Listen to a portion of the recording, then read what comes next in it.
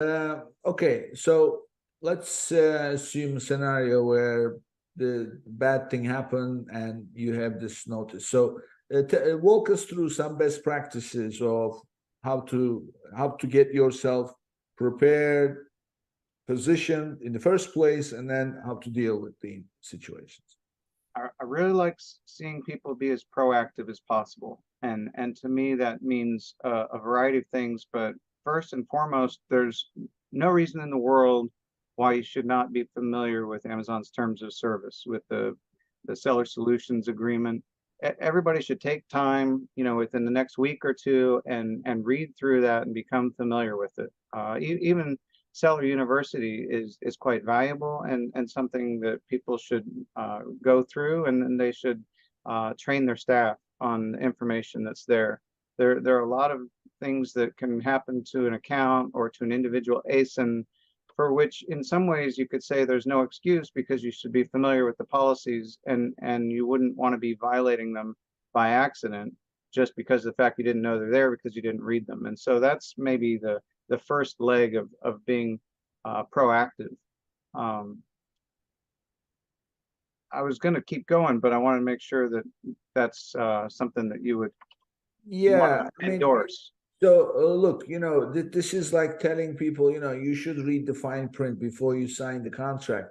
And the reality is, yes, Nobody does it.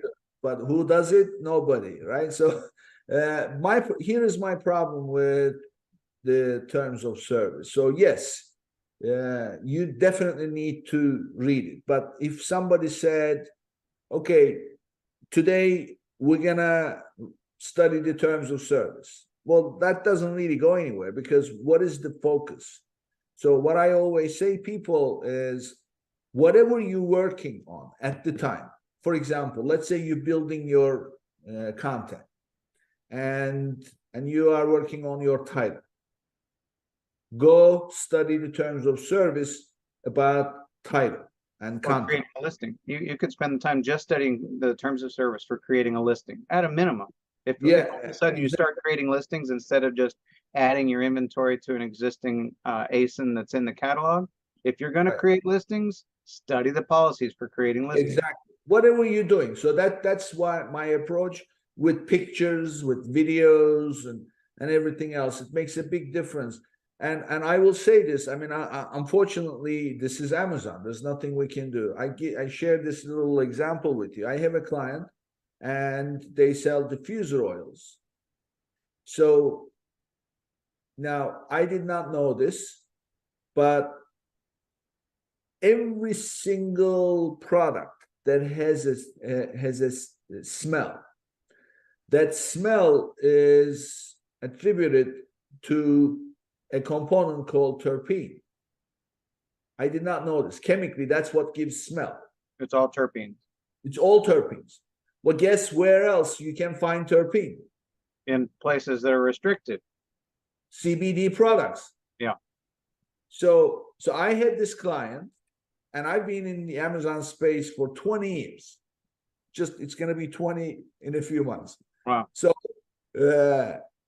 if I'm illiterate about this, I'm telling you, there aren't too many people who are not.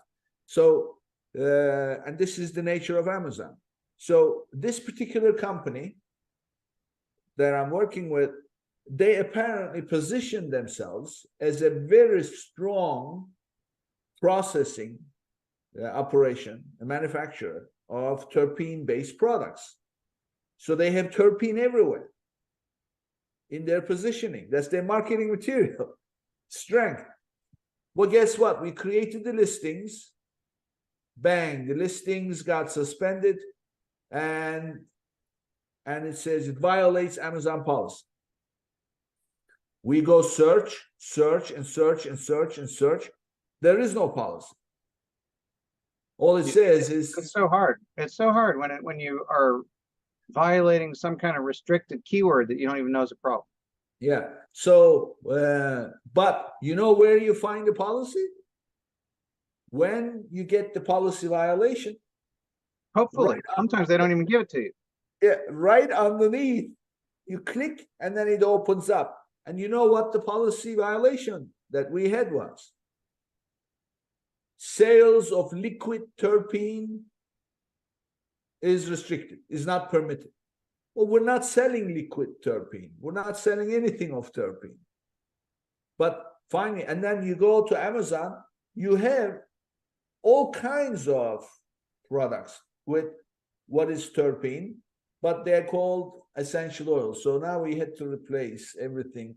We get rid of the word terpene. And so the moral of the story is, you can read the terms of service all day long and memorize it. You're still not going to find this particular thing in it anywhere until you get in trouble. True. That happens frequently, but it still is, I think, beneficial. It's still worth the read. It's not that hard to read through.